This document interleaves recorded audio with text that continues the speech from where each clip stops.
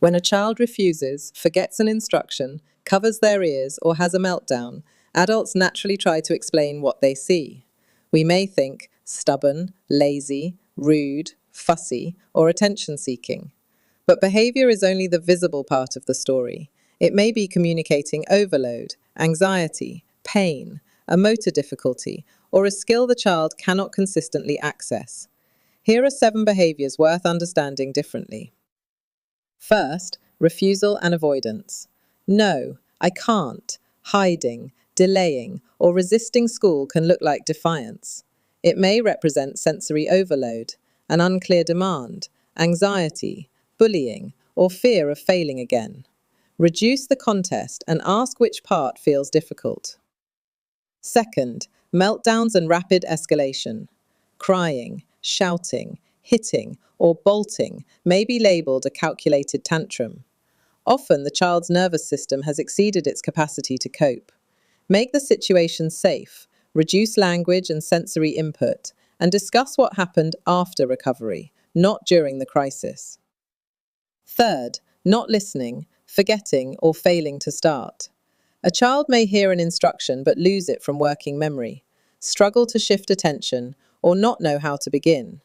Use one concrete step, a visual cue, and a clear starting prompt instead of repeating a long instruction more loudly. Fourth, repetitive movement or sound.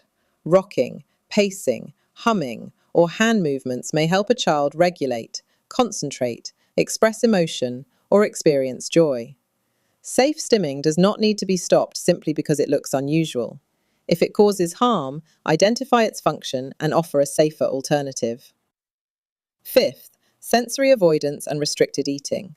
Covering ears, rejecting clothing, gagging at smells, or accepting only certain foods may be dismissed as fussiness. Sensory input can be painful or overwhelming. Preserve safe nutrition, reduce the immediate sensory load, and seek professional advice when growth, pain, nutrition, or swallowing is affected.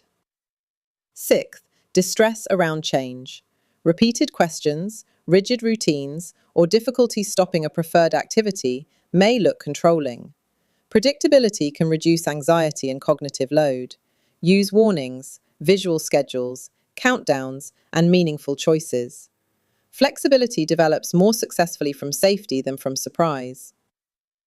Seventh, slow, messy, or clumsy performance. Dressing, handwriting, cutlery, ball games, and cycling may require enormous conscious effort. What looks careless may reflect motor planning difficulty or developmental coordination disorder. Allow more time, teach one step at a time, and protect the child from comparison and humiliation. When behavior becomes difficult, remember, pause. Protect immediate safety. Attune to the child without shame. Uncover pain, sleep, sensory, communication, anxiety, task, and environmental factors. Support with appropriate adjustments and teach the missing skill when the child is calm. Evaluate patterns across settings and seek professional support when they persist or affect daily life.